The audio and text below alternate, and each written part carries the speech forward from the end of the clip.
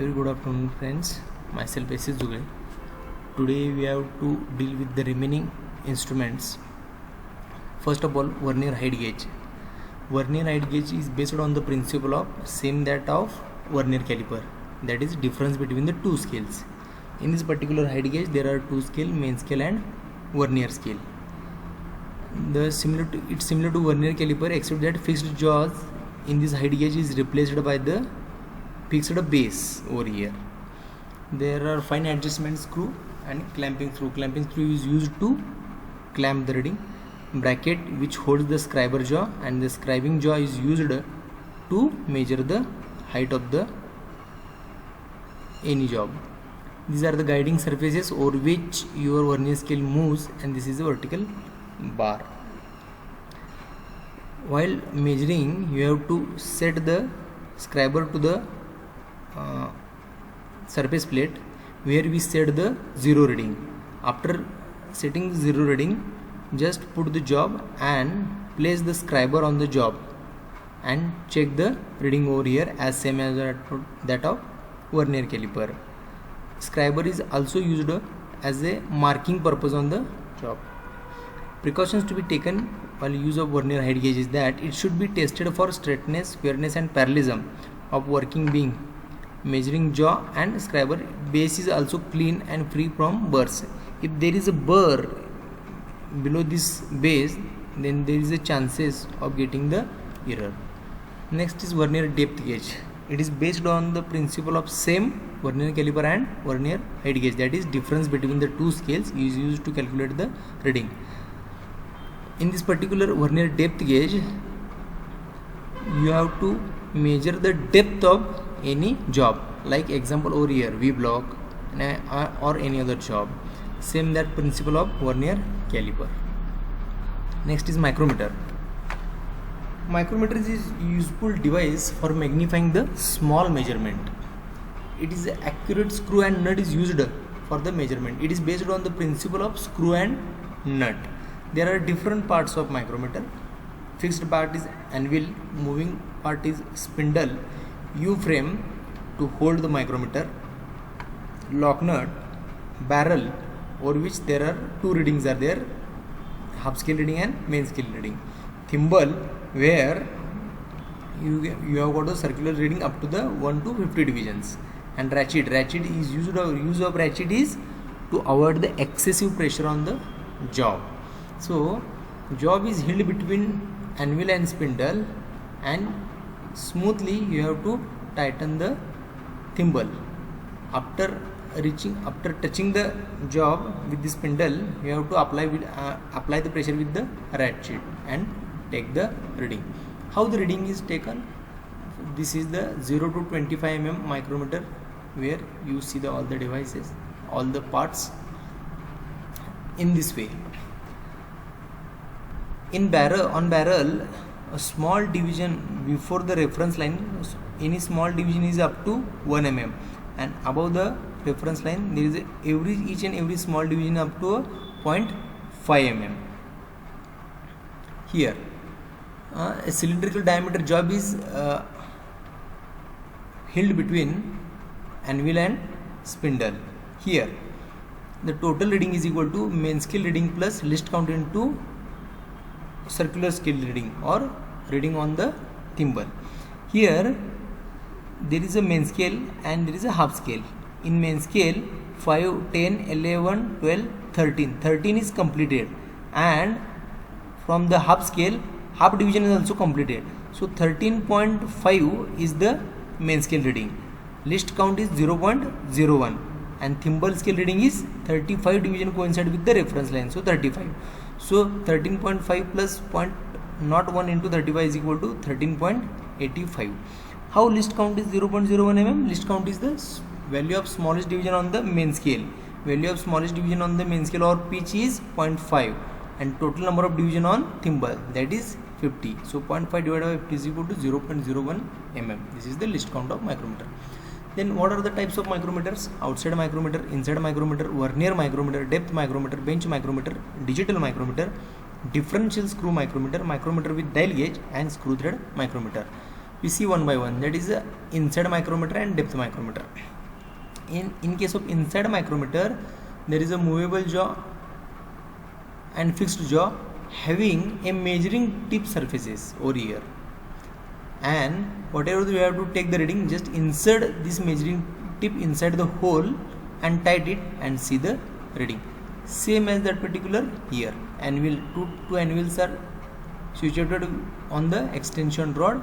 Just remove the lock nut and rotate it, touch the both anvils and see the reading like over here. This is depth micrometer. In case of depth micrometer, there is a moving spindle. No any movable jaw is over here because we have to measure the depth. Vernier micrometer. Same in case of in order to increase the accuracy of Vernier principle, it is also used as outside micrometer, also called as a Vernier micrometer. Main scale is graduated on the barrel. This is the barrel where main scale is graduated. And it is having a two sets of division of marks. The above is Vernier scale and main scale. There are two reference reading on it. Telescopic gauge. It is an indirect measuring devices because it is a gauge, not an instrument.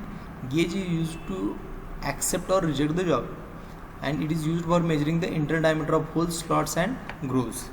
It consists of a handle and two telescopic rods and locking screw.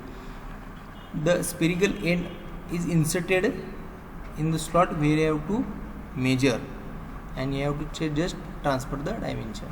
Like example over here, connecting rod. While measuring the connecting rod, this telescopic gauge is used. Next are the slip gauges. There are two types of slip gauges set. There is M45 and M7. M45 and M87. This is the M45 set. Slip gauges are square hardened blocks. These are the square hardened blocks which is made up of high grade steel with the in case of successive stage of heating and cooling. It is universally accepted as a end standard. Vernier caliper, micrometer, these are the line standard, but this is the end standard. Independent of any subsequent variation in the size and shape, it measures the dimension. It is carefully finished with high grade lapping to high degree of finished flatness and accuracy. The opposite faces are of such high degree of surface finish so that we will blocks pressed each other together with slight twist for the measurement. What is the ringing process? In the process of ringing, one of the slip gauges is placed on the another slip gauge, and it will be with gentle force we have to twist it and make the dimension. Two slip gauges are stick to each other with the help of molecular attraction, that is molecular addition between liquid film, and this film will be not more than 5 to 6 microns. Application of slip gauges. They are used to check the accuracy of Vernier micrometer and other measuring devices.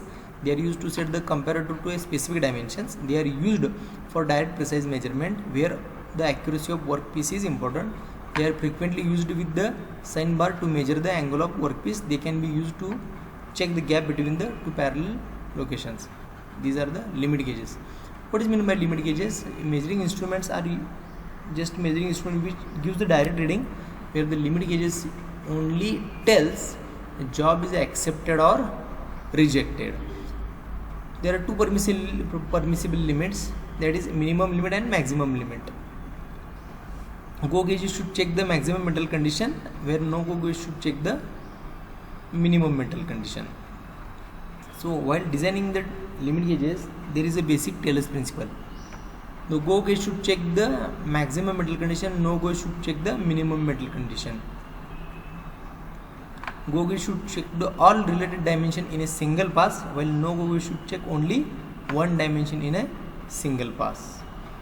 So this means go gauges must have the ideal theoretical form of its mating part, and it should be used under the condition of maximum impossibility, where no go should check the ensure the point of contact with its mating part, so that any geometrical inaccuracy that exists outside the limits of the dimensional tolerance can be detected.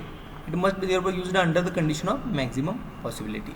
Here, lower limit belongs to the go gauge and higher limit belongs to the no go gauge.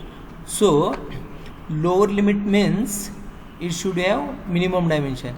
So outside material is remaining quantity is high, so lower limit belongs to the maximum metal condition, where higher limit for the hole belongs to the minimum metal condition, because in case of higher limit the material remain is low. At the opposite case, in case of shaft, lower limit belongs to the minimum metal condition, because when we machining for the lower limit the material remain on the shaft is less, while we design for the higher limit, in case for the higher limit material remain on the shaft is high, therefore lower limit belongs to the minimum metal condition and higher limit belongs to the maximum metal conditions. Then there are the different types of limit gauges are there. Plug gauges for checking holes, which according to the form. Snap gauges and ring gauges for checking the shaft. Plug gauges are always used for checking the holes, or snap gauges are always used for checking the shaft. According to their design, single limit, single-ended, double-ended and fixed and adjustable gauges. Types of limit gauges according to their purpose. There are different limit gauges used in the workshop, what we call as a workshop limit gauges. Some of the limit gauges are used in the production process for the inspection, what we call as a inspection limit gauges, which is having higher accuracy than the workshop gauges.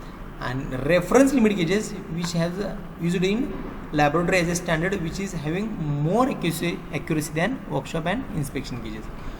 These are some of the limit gauges. Cylindrical pin gauge, adjustable snap gauge, plain ring gauge, thread plug gauge, which is used to measure the thread, cylindrical gauge, which is used to measure the hole, progressive cylindrical plug gauge, adjustable thread gauge. These are the go and no go sides. This is the thread plug gauge or a normal plug gauge. This is a progressive. In case of progressive, go and no go sides are on the same side of the handle or gauge. These are the ring gauges. One is designed for the lower limit and another designed for the higher limit. These are the snap gauge used to check the shaft, which is having a go and no go side. This is the go side, this is the no go side. Go and no go, which we call as double ended. You have both ended is having a gauge, so it is called as a double ended. This is single ended. This is the go and no go side. Thank you very much.